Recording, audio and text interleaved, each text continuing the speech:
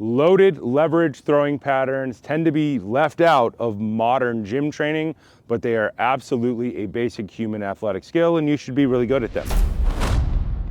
If you do barbell training, kettlebell training, CrossFit, MMA, if you are an equestrian rider, if you do hunter jumper, if you ride dirt bikes, if you are a skier, you should add heavy club shield cast into your training. All of human civilization was built using levers, which were hammers, chisels, shovels, axes, adzes, a bunch of basic things.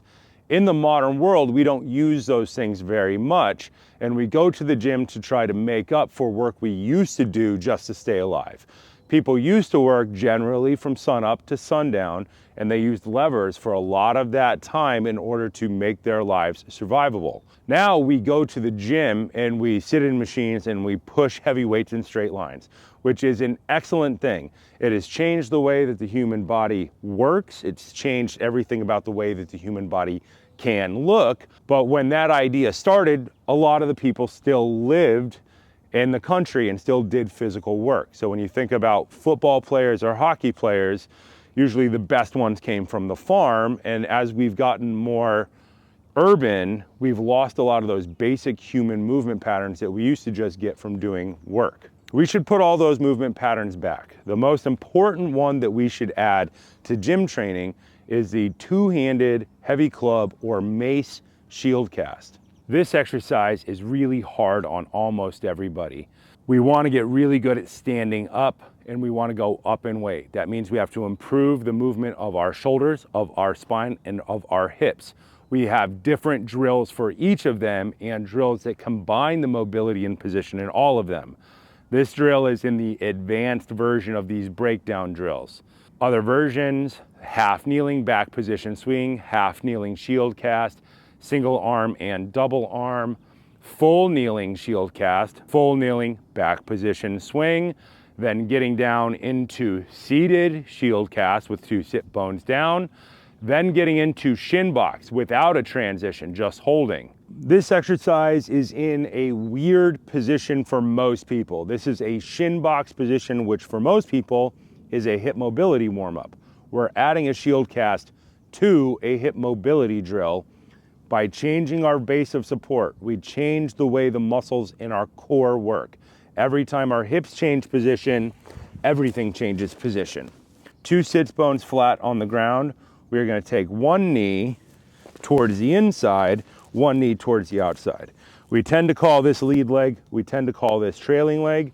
When we change sides, the lead leg changes, the trailing leg changes. Most people will work just on this exercise for a while and the standing shield cast for a while. Let's work it back and forth.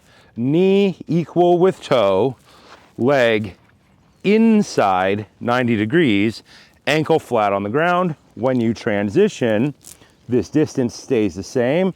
It is the distance between our knee and our ankle bone, usually. People will find their hip will try to lift up, their spine will try to roll. Our goal is to drive that hip down into the ground, make our spine as vertical as possible. People tend to find they have one good hip where they can get it down and their spine vertical, and on the other side, their hip will be up, their spine will be rocked.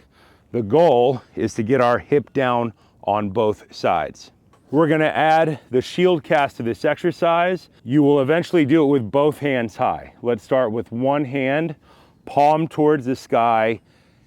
L of our hand goes towards the tip of the club on the high part of the handle. The high part of the handle is the part closest to the red part. Other palm faces away, thumb points down. Orient the club straight upright. Get to our shin box position. It doesn't matter which hand is high for now because we're going to transition. The important part is that top hand goes to opposite ear. Top hand is the hand closest to the tip of the club. Lift the chest up, top hand, opposite ear. First reps are always rough. Transition to the other side. Top hand, opposite ear. Top hand goes past opposite ear. Transition to the other side. Top hand past opposite ear. Transition. top hand past opposite ear, neutral, transition, top hand past opposite ear, neutral, pause, transition. When we set the club down, hand closest to the top, grabs the top of the club, flip it over, set it all the way down. There are really 4 variations of this. So think either hand high, dominant hand high, or non-dominant hand high, and then hip position. Hand over the lead leg, hand over the trailing leg. So usually one of the 3 positions works really well for most people.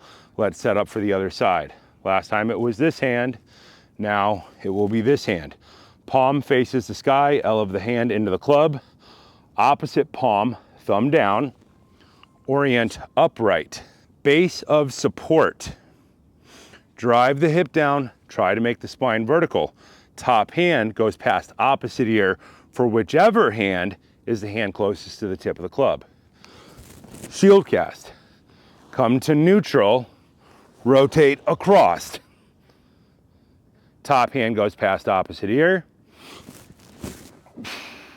Top hand past opposite ear. Start by lifting the chest up as high as you can. Neutral, come across. Lift the chest up. Top hand past opposite ear. Return to central. Hand closest to the tip, grab, turn it over, and set. This exercise is the most advanced. It requires you to actually transition from shin box to shin box through the neutral position and to lift up. For the most part, you will be using a very light weight compared to your normal standing weight for this exercise. This exercise compromises everything, and because you're probably a little bit off, you want to use a lighter weight. Think of this as a loaded mobility exercise, not as a conditioning exercise. This is a prep exercise that you would do in a warm-up for, say, 1 minute with each hand high, 2 minutes total, before you go to your standing program. We can all be better at spinal mobility, hip mobility, and shoulder mobility, and you can create breakdowns of these drills forever. The most important thing that you can add into whatever program you're doing is standing rotation and throwing pattern breakdowns.